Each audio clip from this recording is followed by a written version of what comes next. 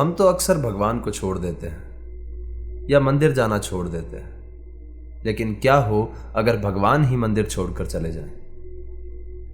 नमस्कार, मेरा नाम है कौशल कामरा और आज मैं आपके सामने लेके आया हूँ यूपी के एक ऐसे ही गांव की कहानी जिसे भगवान छोड़कर चले गए।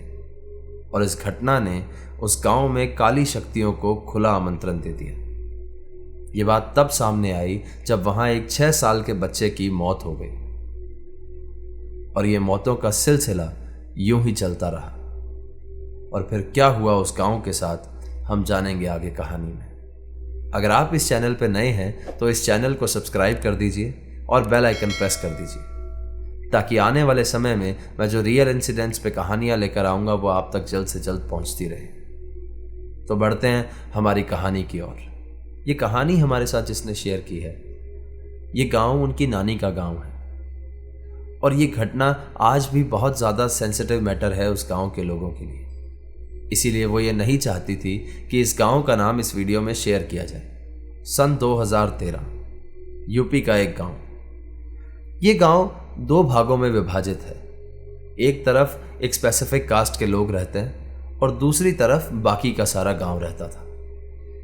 इन दोनों भागों के बीच में एक हनुमान जी का मंदिर था। इस मंदिर के पास एक चौराहा था। उस चौराहे के जस्ट राइट साइड से लोगों की जमीन या खेतों की शुरुआत होती थी। कहानी की शुरुआत होती है रवि के साथ। रवि 6 साल का एक बच्चा भरी दोपहर में 1 बजे के करीब अपने दोस्त के घर खेलने जा रहा था। शाम होने पर जब उसकी माँ ने उसे ढूंढना शुरू किया तो उसके दोस्त के घर पहुंची तो उसके दोस्त ने बताया कि रवि तो यहाँ पर आया ही नहीं है। सब बहुत परेशान हुए और रवि को ढूंढने लगे।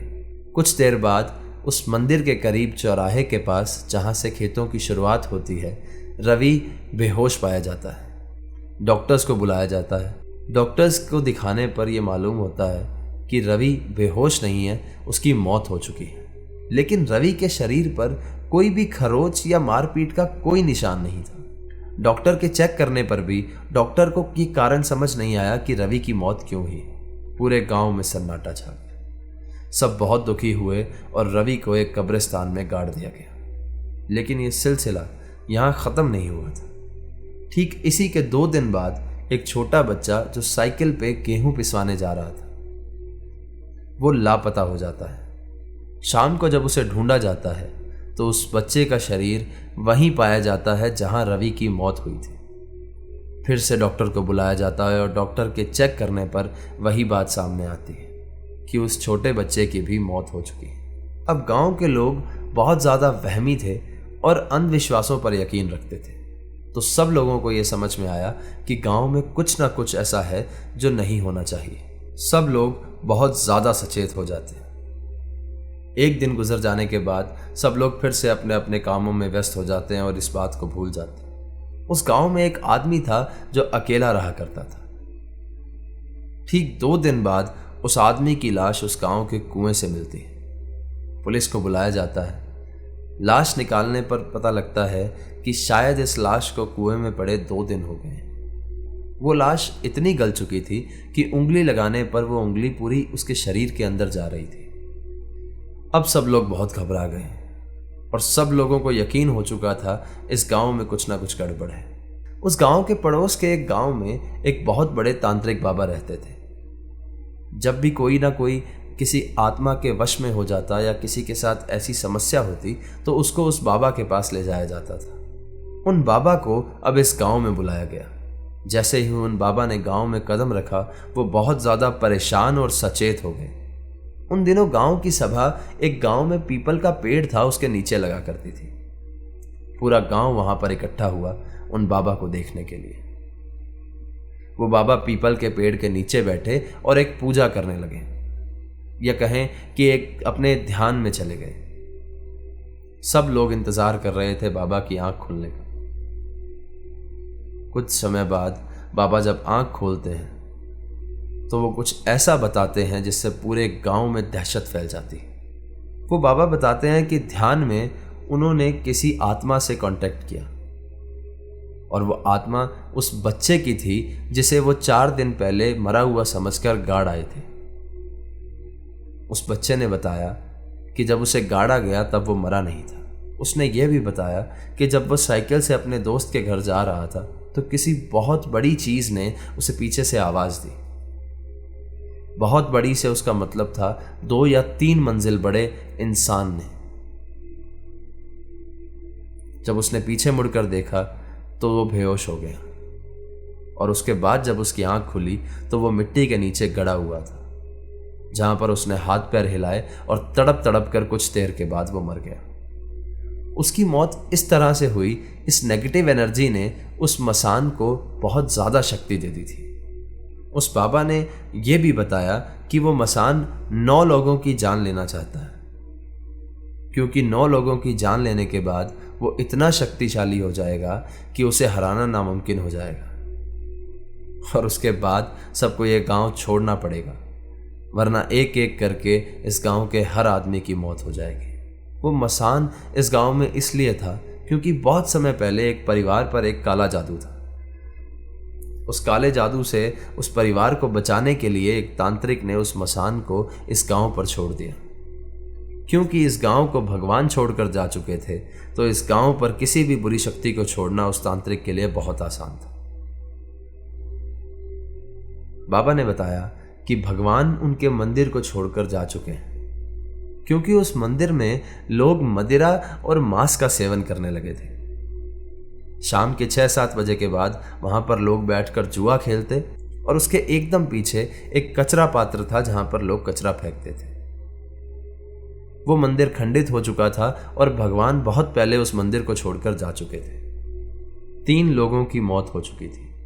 उस तांत्रिक ने एक पूजा की और पूरे गांव में प्रसाद बंटवाया और सबको एक मोली दी हाथ पर बांधने के लिए या फिर अपने घर के दरवाजे पर बांधने के लिए, और लोगों को सचेत किया कि दोपहर के समय या सांझ होने के बाद घर से जितना कम हो सके उतना कम निकलें और उस मंदिर का निर्माण फिर से शुरू करवाया जाए। सब लोगों ने तुरंत प्रभाव से उस मंदिर के निर्माण को शुरुआत करने के लिए चंदा किया और पूरे गांव ने उस मंदिर का निर्माण फिर से शुरू करवाया। एक दिन बीत गया था।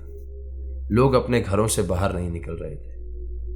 जो लोग अपने घर से बाहर ताकते थे उन्हें अपने घर के बाहर एक बहुत बड़ी एंटिटी, मानो कि 2 से 3 मंजिल बड़ी कोई इमारत जितना बड़ा आदमी अपने घर के बाहर से निकलता हुआ दिखाई देता था। लोग घरों से बाहर नहीं निकल रहे थे। दूसरे दिन मंदिर निर्माण का 60% काम पूरा हो चुका था।